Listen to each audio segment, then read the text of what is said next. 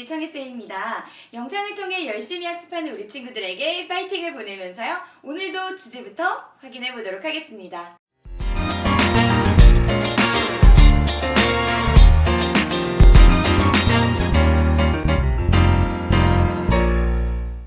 우리 친구들과 선생님은요, 지구 시스템에 대한 공부를 하고 있습니다. 그래서 오늘은요, 세 번째 바로 수건에 대한 얘기를 좀 해보려고 하는데요. 먼저 어떻게 지구상에 분포하고 있는가 그 양부터 한번 살펴보도록 할게요. 이 수건은 지구상에 분포하고 있는 모든 물을 이야기하는데요. 가장 많은 양을 차지하고 있는 건 우리 친구들과 알고 있는 것처럼 97% 이상을 차지하고 있어요.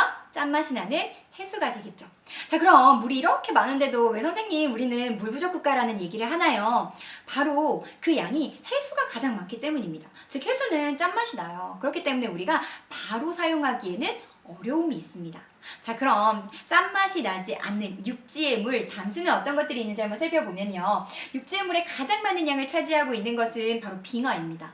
근데 이 빙하의 단점은 무엇이냐면 고체 상태로 존재한다는 거예요. 자, 이 빙하는요, 고체 상태로 존재해요. 그래서 우리가 또 쉽게 이용할 수가 없겠죠. 자, 그럼 0.76을 차지하고 있는 지하수, 0.01%를 차지하고 있는 강과 호수의 물, 이 정도의 물이 우리가 바로 사용할 수 있는 물이다. 즉 우리가 물이 이렇게 많음에도 불구하고 바로 사용할 수 있는 물은 극히 제한적이기 때문에 물을 아껴 쓰고 보호해야 한다라는 이야기를 끊임없이 하고 있는 겁니다.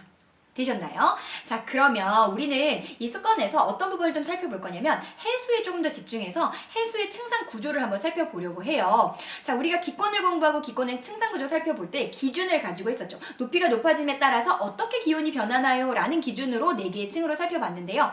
이번 해수의 층상 구조 역시 깊이가 깊어짐에 따라서 어떻게 수온이 달라지는가, 어떻게 기온이 달라지는가를 기준으로 3개의 층으로 나눠보려고 합니다.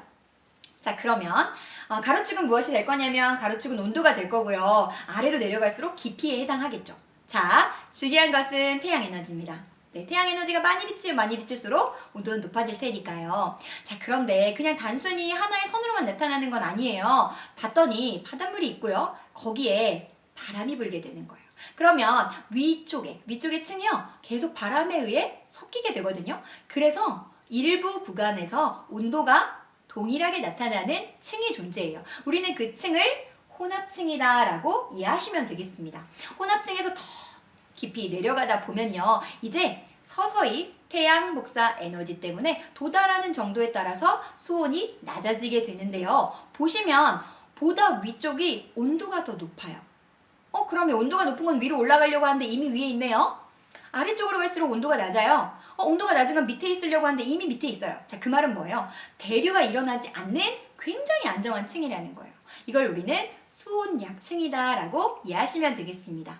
더 깊어지게 되면 이제 더 이상 태양 복사가 도달하는 에너지가 극히 줄어들어요. 그래서 1년 동안 거의 동일한 수온을 유지하게 되는 층이 있는데요. 우리는 그 층을 심해층이다 라고 이해하시면 되겠습니다. 그래서 우리가 해수의 층상구조라고 하면 혼합층과 수온약층, 심해층, 근데 그 기준이 깊이에 따른 온도 변화를 기준으로 3개의 층으로 나누는 것이다 라고 우리 친구들은 잘 이해해주면 되겠고요.